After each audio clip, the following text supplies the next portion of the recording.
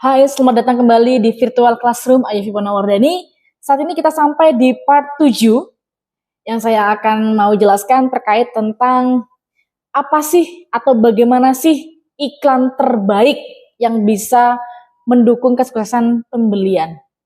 Jadi, ini mungkin teman-teman sudah sering mendengar bahwa iklan terbaik itu bukan dari brosur, bukan dari salesnya, bukan dari koran dan sebagainya. Karena 85% penjualan itu berhasil melalui promosi mouth to mouth atau dari mulut ke mulut. Begitu ya. Jadi mendengarkan saran atau testimoni dari orang terdekat kita, baik itu teman kita, sahabat, keluarga, kemudian tetangga, teman kantor, atau siapapun yang kita temui begitu ya, yang kita kenal, itu lebih merasuk ya, lebih mengena daripada kita mendengarkan dari orang yang kita tidak kenal. Contohnya kepada salesnya. Kalau salesnya ya pasti akan membicarakan yang baik-baik tentang produk atau jasanya, gitu. Atau di iklan ya, iklan pasti akan memberikan informasi yang baik-baik saja gitu kan ya.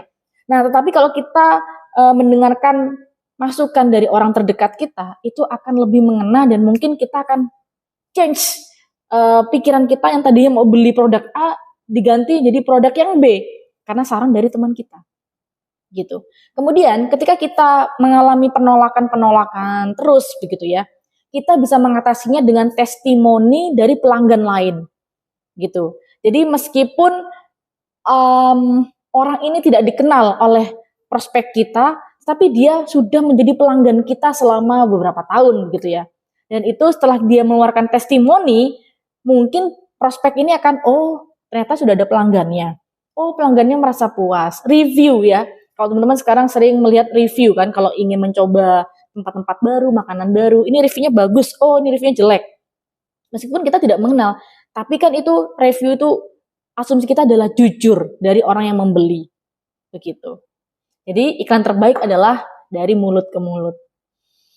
Oke, nah kemudian selanjutnya saya akan menjelaskan tentang bagaimana sih supaya kita itu bisa mendapatkan merangsang kreativitas atau metode hal-hal yang sebelumnya tidak pernah kita pikirkan, kemudian menjadi kita pikirkan dan menjadi kita ketahui gitu ya.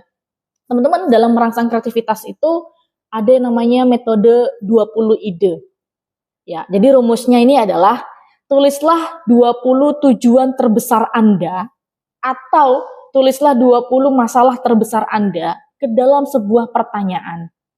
Ya, kemudian setelah itu kita harus bisa disiplin untuk menulis 20 jawaban dari pertanyaan itu. Nah, ini menjadi salah satu bentuk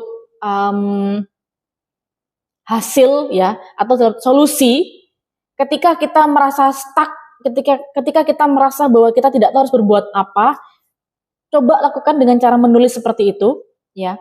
Jawaban yang kita tuliskan itu harus bersifat pribadi, positif dan nyata. Maksudnya adalah semakin spesifik jawaban kita, semakin apa yang kita tulis itu memang berasal pure dari pemikiran kita sendiri, maka akan semakin banyak hal-hal yang kita temukan. Gitu. Entah itu masalah bagaimana cara beriklan, bagaimana cara bisa menjual, bagaimana cara bisa mengatasi penolakan, bagaimana cara kita bisa presentasi yang baik, bagaimana cara kita bisa mendekati prospek yang baru, dan lain sebagainya. Jadi teman-teman ini sebenarnya ada hubungannya dengan bagaimana meningkatkan kreativitas di part yang sebelumnya, tetapi intinya adalah metode untuk bisa meningkatkan ini dengan cara menuliskan kurang lebih sebanyak 20 ide atau 20 hal yang penting buat kita. Nah, kalau tadi ada hubungannya dengan bagaimana cara kita tuh bisa menghadapi penolakan. Karena memang namanya orang berjualan itu pasti ada penolakan. Pasti tidak ada yang tidak pernah ditolak. Itu saya yakin gitu ya. Nah, ini ada suatu informasi yang sangat menarik ya. Ini juga saya baru ketahui bahwa tolaklah berbicara dengan calon prospek Anda di saat berdiri. What? Ya, apa hubungannya dengan berdiri gitu? Apa? Berdiri, duduk, tidur apa maksudnya? Apa hubungannya?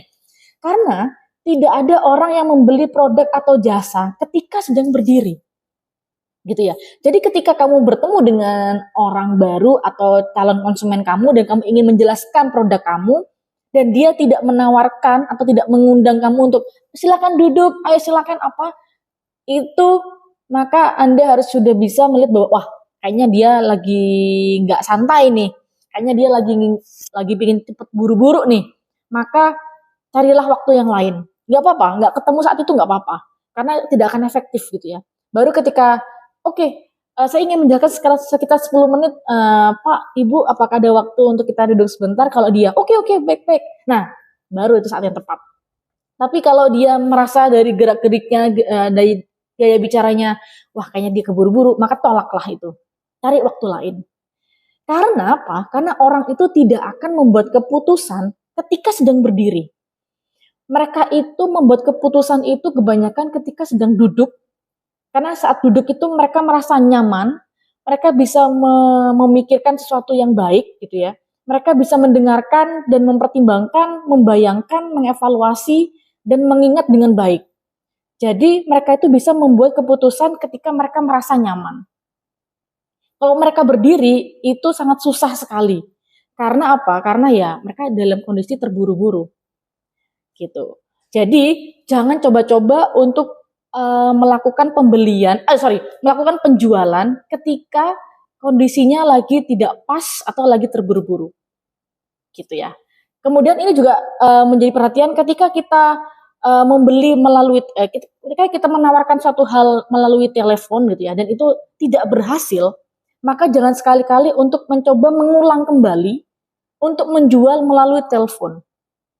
Gitu. Karena apa? Karena ternyata ya udah saya beberapa kali mencoba untuk menelpon dan untuk menjual menawarkan sesuatu tapi nanti tidak berhasil. Ya sudah. Berarti lain kali saya harus mencari cara yang lain supaya ini berhasil. Gitu. Oke. Itu dari part ini semoga bisa bermanfaat. Untuk selanjutnya saya akan menjelaskan di part yang ke-8 dan mungkin itu menjadi part yang terakhir. Terima kasih, semoga bermanfaat. Bye.